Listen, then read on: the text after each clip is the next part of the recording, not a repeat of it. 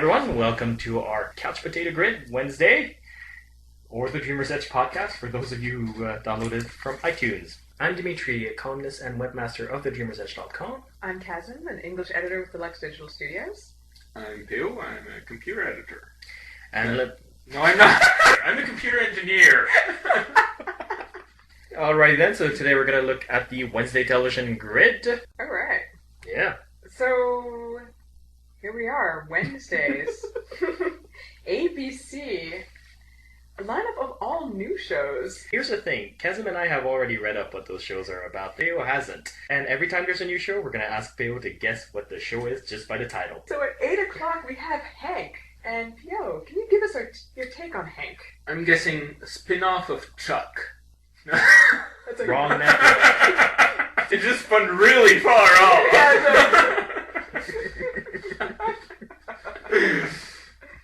No, I mean, these are all half-hour shows, so I'm guessing they're all just light sitcom. Yeah, it's kind of like as if ABC was trying to redo the TGIF that they had in the 90s, but on Wednesday, so it would be something like DIJW, like, damn it, it's just Wednesday. See, I think the better approach would be to introduce a show or two along stronger. Yeah, give it an actual lead-in. Yeah. Exactly, rather than, let's just throw these shows all at you at once. Well, I think they're just waiting for Lost. I think ABC is just going like, you know what, Lost is going to take over in the winter anyway, and probably Scrubs and Better Off Ted as well, which are all doing strongly. Yeah, exactly, yeah. So they're just going like, let's just put on all our new shows and see what sticks, and if it doesn't, whatever. It is half-hour shows, so it's easy to slip them in somewhere. Exactly. And I mean, it's better than doing the mid-season replacement thing. And when you think about it, in fairness to ABC, the mid-season replacement has always struck me as kind of silly. I'm already invested. I've already picked out my shows, and then you're presenting new shows. I'm not likely to try them out. Well, you're probably angry. You're like, I set aside this time to watch this. Yeah. So shoving them all in the fall to see what sticks has that virtue, but there's no lead-in, so that strikes me as really silly. Yeah. So what is Hank? Hank, it's actually a new Kelsey Grammer vehicle. He has lost his job. It's during the recession. He really likes the single-name shows, doesn't he? Yeah, Frasier. So is it an X-Men spin-off? Like he's Hank McCoy? No, but yeah, basically it's just him. He's out of work. He's trying to find his way back into the workforce. This seems rather limited because I'm like, well, once you get a job, does that mean the series is over? Because the whole point is about him having to start over and... Yeah, it's a situational comedy with a situation that can't last more than half a season at most. Yeah. Unless he's really, really bad at what he does. Yeah, but that changes the premise. He no longer becomes a winner in and out. So, like, he's clearly a loser. He still can't get a job at this point. Yeah. So. True. At 8:30, following up Hank is The Middle. That's extremely uninspiring. That's what it is. It's... I know, ABC has declared death slot. It's like, who needs a title, right? it's the show that's right between Hank and the Modern Family. Yeah, no, this is a show starring Patricia Heaton. And it's just kind of funny because Kelsey Grammer and Patricia Heaton were in a show called Back to You that didn't last very long, thank goodness, together. So now they've just kind of split them up and put them into two different shows. It's basically your usual family situational comedy. She's raised in a family. She's got kids. So what's The Middle about? Middle class. Yeah, that's basically it. But I'm guessing it's probably going to be fairly condescending, as most things are when it comes to the middle class. We'll get to that a little bit later, but I find the entire lineup really smug. It really is like it's American liberals looking down on working Americans. Yeah. Okay. Yeah. It'll be fine. We'll talk about it some more. Yeah. At 9 o'clock, you have The Modern Family. So, Pio, what do you think? I'm guessing another family sitcom? No? That's pretty contemporary. Come on, give us the sit. What is the sit in sitcom? Yeah. The sit. This is really a horrible naming. Yeah. I have no clue. I mean, the titles don't say anything about it. Anything. It's a faux doc. It's The Office, but about home life. Okay, I guess I can see Which is, on the wrong network. And, 9:30, Cougar Town. Ooh, that I gotta guess. Is it older single women looking for men to sleep with? No? Pretty much. Yeah, that's basically it. Okay, so that's an appropriate title then. Yeah, that one made sense. There you go. 1 out of 3 so far. 1 out of 4 so far. No, it's not a... Well, the titles are hardly inspiring. Yeah. Well, at least this one is aiming at the baby boomers. I mean, David E. Kelly made his point very strongly in Boston Legal that media television should start aiming towards that demographic. Yeah. And they're starting to, so at least there's that. Yeah. Well, the thing with all 4 of them, all 4 of these specific sitcoms from 8 to 10, Yeah. all of them seem to Really? rely on smug humor. Yeah, which who likes being condescended to? You know, Yeah. it's a bit much. I was reading the media release for it, and it was kind of like it sounded incredibly condescending towards middle class. Yeah. The sort of thing that Hollywood is really prone to do, unfortunately. So I mean, it could be just the promoters who wrote the media release in a condescending way without meaning to. That happens. Yeah. But at the same time, middle class are the consumers. And basically rounding out the evening, you have Eastwick. Eastwick. That name's familiar. Isn't there an Eastwick in literature? And is that related in any way? Oh, I'm not going to answer that. You have to guess. Is it about witches? Yes, it There is. you go. It is the witches from the... Yeah, exactly. There you go. Yeah. Okay, so it's related. That Yeah. in their coven. Anybody else has anything else to say about that thing? Is Before it I a go to comedy or is it a 1 hour drama? It's a 1 hour comedy. 1 I hour guess. comedy? An hour long comedy is tough. Oh, I don't know. It's hard Boston for me. Legal pulled it off. Gilmore Girls pulled True. it off. Yeah. It's never pure comedy when it does that, when they do that. Yeah, that's it's true. not sitcom. You need more substance to make it last an hour. Absolutely. Yeah. Which Gilmore Which Girls- which usually is, I mean, if they manage it, it can make for a much better show. What I find is some of the best television we've had are in that exact form. Yeah, when you can't really classify it as a drama, as a comedy, you know, you have a bit of both, Yeah. which makes it interesting. It never gets too much, you know. Yeah. Absolutely. I only have one thing to say about the Eastwick, though. It's not Wizards of Waverly, so I won't be watching it. I heart David DeLuise. Yeah. Okay, I'm going to leave ABC behind us. It really was not inspiring whatsoever. And move on to CBS, which starts off the night at 8 with the new adventures of old Christine. Yeah, surely the expiry date on the word new has come out. Yes. So that would make it the old adventures of old Christine? Yes. Yes. At 8:30, there's season 2 of Gary Unmarried. Oh my god, the Paula Marshall show that didn't get cancelled right away. Amazing. She's usually the kiss of death on a show. If she's on a show, the show gets cancelled. And it's usually a good show, too. This is actually an enjoyable show. I haven't been following it, but whenever I catch an episode, I like it. Yeah, So, I completely agree. This first season, I'm, again, catching it on and off. It's fun, it's lighthearted. I like how there's one episode where Jay Moore's character, Gary, and Paula Marshall, who plays his ex-wife, are trying to figure out how to balance out time as their kids are getting older for all the special events in their life. Like, this episode is kind of following around their older son's first date, right? And just like, well, how are we going to do this? Because we're not together anymore, but we both want to be there, and we both want to have some input. And it made for a very fun half hour. So, yeah, it'll be interesting to see how they do come season 2. Yeah, I haven't watched the show myself, but I happen to think Jay Moore and Paula Marshall are both incredibly underrated comedians. So I'm happy they found a vehicle that seems to be catching on. Ah, and moving on to a show that I do enjoy myself, at 9 o'clock, Criminal Minds. Yeah, it's a good one. Yeah, I like Criminal Minds. Or as I like to call it, Millennium the Remake. Millennium, the way I liked it. Yeah. Before they went a bit more mystic. I like the serial killer aspect where they try to get into the mind of the serial killer. Yeah. But they ripped off half the plots from Millennium. Half the plots of Criminal Minds are completely ripped off from episodes I of don't Millennium. care. Yeah, exactly. They do it well. Millennium's not there to complain anymore. We might as well profit from it. But there's a certain feel of deja vu when you watch the episode. That You've is seen the true. series, though. Yeah. And, yeah, they round out the night at 10 o'clock with CSI New York. I'm just saturated with all things CSI. I'm sick and tired of them. Okay. Cancel the whole lot at once, please. I absolutely loved the very first season of CSI New York. I thought it was a brilliant take on New York. One of the most depressing shows out there, but it was all about post 9/11 and A New York in Warning. Yeah, it made perfect sense at the time, and I like Gary Sinise, so it was nice to kind of follow him for that first season. Yeah. So, but then it went completely off the rails. Well, what happened is that people complained that it was too dark, and so they switched up the writers, they switched up the direction, and transformed it into completely utter nonsense. Like the CSI members in this team, like do some of the stuff that SWAT is supposed to do. Like they storm a building with guns. Like that's CSI now. Yeah. They do everything. They do some undercover work, you know. They go on their own little investigative tangents. It's very strange. And I love how the doctor got promoted to becoming a cop. He's a doctor. Yes. He got promoted to becoming a cop. Well, it's not all about money for some people. Yeah, obviously not. Moving on. Not that we're railing against cops or anything. Oh, no. They do a good job, and we're very happy that they're there.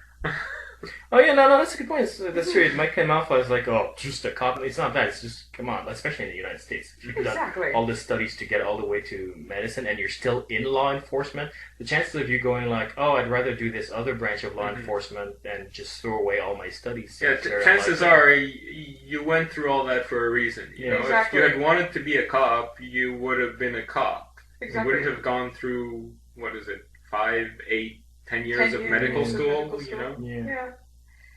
Gave away your youth, basically. We got NBC, starting off with a new program, Parenthood. Well, that's an easy one. I doubt if there's anything special about it. I'm guessing just straight up parenthood drama, raising your kids, and everything that entails. It's a television adaptation of the classic movie with Steve Martin and Rick Moranis. So it's actually, it's not a drama, it's a comedy. It's a comedy drama. I mean, Comedy drama? Dramedy. Dramedy? Yeah. Yeah, that's better. we can see who the writer is.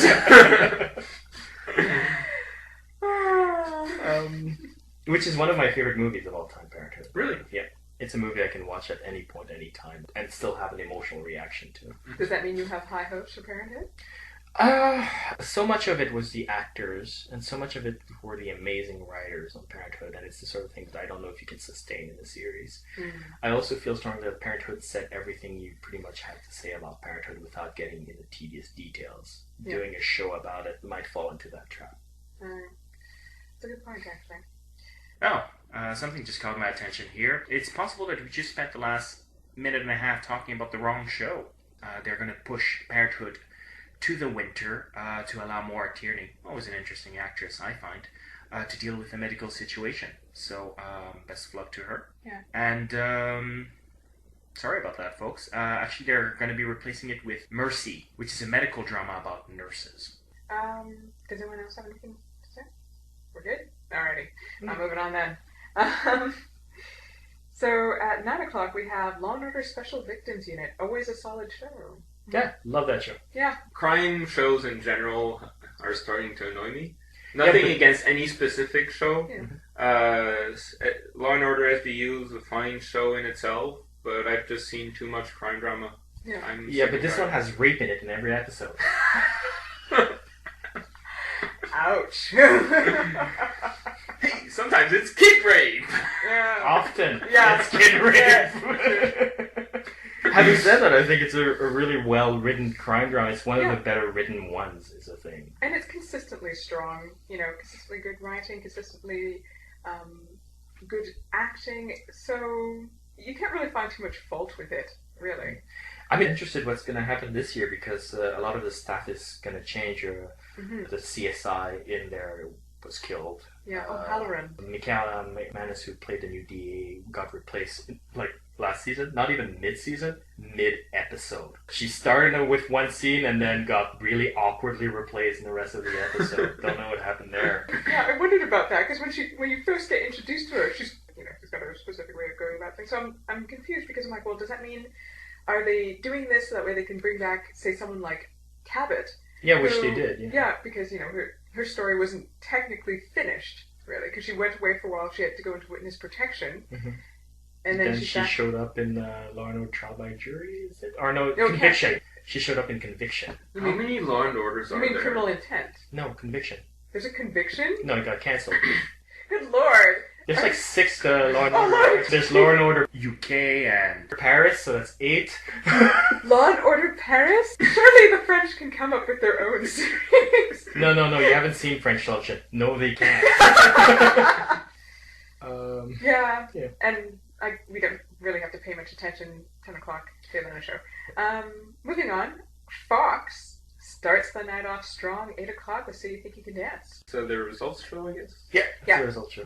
But it's more the fun. only result show that's worth watching because there's actual dancing during the results. Exactly. Yes, and guests. I really like it because they have... Okay, there's a bit of the results, obviously. I mean, part of it is that. But they rush through them. Yeah. Yeah. Exactly. And then they move on to the special guest from the dance world, and then they have a singing guest of some sort, where often it's an up-and-comer of some sort. Yeah. So, yeah, no, it's the only results show I actually enjoy watching. Yeah. It's all about the performing arts world, so it's really fun to watch. And let's not forget the contestants also have to dance. Exactly. They do Yes. their solos, and it's a great form Their for them solos, to and they- show off. Yeah, they also always have a group choreography. Exactly, in the to start the Which I night. just learned that they learn in one day, like after they Yeah. do the competition show, they learn a new choreography. Wow. Yeah, for one, it's amazing what these young people can do. Amazing. Now I've completely forgotten about the rest of Fox's lineup, which is at 9 o'clock. You have Glee. I've seen... You probably saw the pilot. Yeah, Fox in an unprecedented but very clever move decided to show the pilots of all the shows of the fall at the beginning of the summers to get some interest and buzz going. Oh, okay, that's why I heard of it. Okay. So what is it really about? Yeah, well, it's a musical of some sort. No? Really, it's High School Musical, the series is what it is, but, it's really smarmy.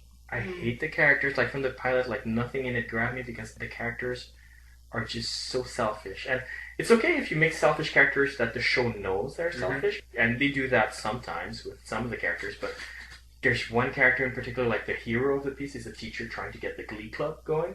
And he blackmails a poor student with the hopes of scholarship. He's from a single parent home by inserting drugs in his locker. And it's not even the kid's drugs. The kid doesn't take drugs. Yeah. The teacher put the drug in there and go like, well, I'll let you go off with a warning and not call the police if you go into my Glee Club with the drug thing. And it's kind of like, the narration kind of tries to make up for it. It goes like, this was the darkest day in my life. It's like, yeah, but at this point, I hate you, I hate you, I don't want to see a show with you in it. I don't care if it's the darkest day in his life. I mean, he doesn't deserve anything after that. An educator who will sink to that level just for the purposes of starting up a Glee Club is pathetic. Yeah.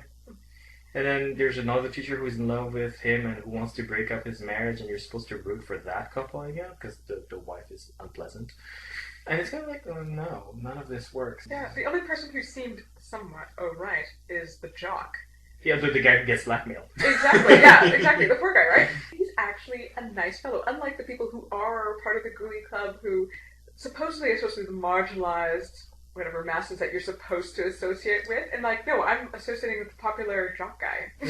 Yeah. In fairness, though, it's a sort of thing that you can fix. People who write their first shows, for example, tend to completely forget to make their characters likable. It's something they forget to do because They forget it's going to have to last for a season. Yeah. Yeah, they're so concerned with being different and being edgy and standing out from the crowd that they forget small details like, look, people are going to invite these people in their houses every week on Monday or Wednesday at 8 or whatever.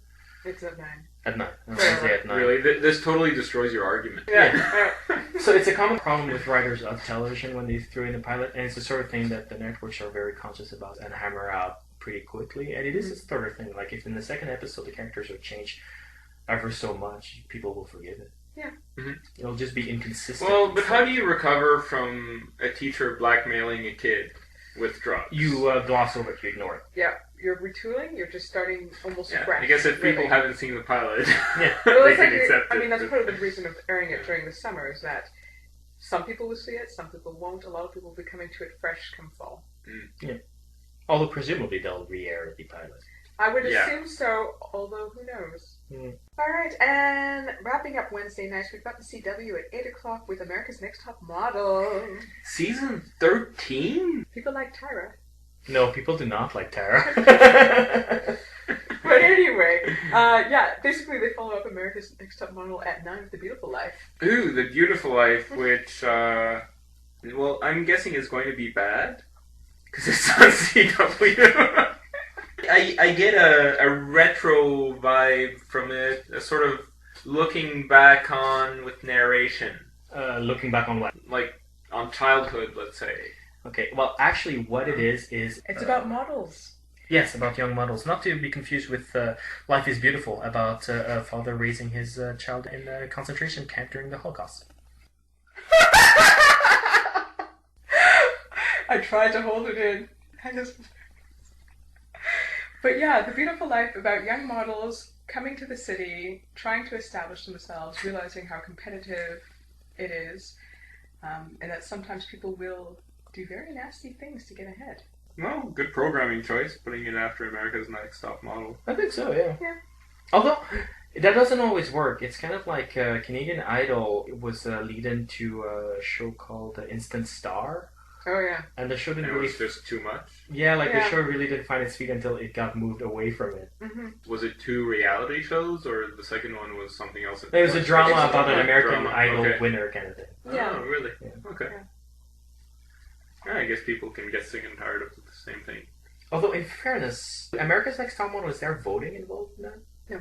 Okay. So it might not be the same situation, because now that I said it out loud, I just realized maybe the problem is that people who watch Canadian Idol just stopped watching television so they could call to vote for their favorites. That's possible. Yeah. Yeah. All the decisions on American Top Model is made by the judges. Okay. You have no input as a viewer. Hmm. Oh, because you don't know what are the qualities of a model. They wouldn't trust you with it, I don't think. Sorry, I'm not directing it complete like my contempt at you or anything. I wouldn't trust Dimitri to choose a model. No, you shouldn't. You shouldn't. I like women with meat on their bones. All right then. All right, Kazuma, why don't you call a winner since you've been Call a winner for Wednesday? Yeah. This isn't actually very easy for me. I'm swayed by Fox simply because of my insane love for So You Think You Can Dance. Although, mind you, I think CBS might come off a little bit better. But, you see, I'm so indecisive now because then I'm looking at NBC and I'm thinking, It's between these 5 networks. exactly! It's so definitely hard. not ABC. Yeah. I'm gonna go CBS. People are gonna watch So You Think You Can Dance, but then they're gonna switch to CBS. So for 2 hours instead of 1. Okay. I'm actually calling Fox on this one. Why is that? Do you think Glee's gonna work? I think Glee has just such a strong lead-in. Okay.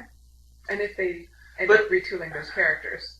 Do lead-ins work as much as they did with the DVRs? Yes, they do. Yeah? Absolutely. And don't forget, the ratings are calculated by Nielsen, which doesn't account for DVR. Oh, right. Which is a shrinking portion of The viewing public, but it's the viewing public that watches commercials, so it's still the more Right, so it's the more important. important one. Okay. So what are you going to watch? I'm going to be jumping all over the place. I'm watching So You Think You Can Dance on Fox. Mhm. Then I'm skipping over to Criminal Minds on CBS. And at 10 o'clock, I'm not sure what I'm doing. I'm probably... 10 o'clock is not very good so far, apart from Castle on Monday. That's because NBC has given up the slot. Yeah, personally I'll do the same thing as Chasm, So You Think You Can Dance, then switch to Criminal Minds, and then turn off my TV. Yeah, I think I'm going to be watching So You Think You Can Dance like everybody else, but Law and Order. That's what I'm going to watch. Alright then, I guess that's it for us. Tune in tomorrow for the Thursday Grid.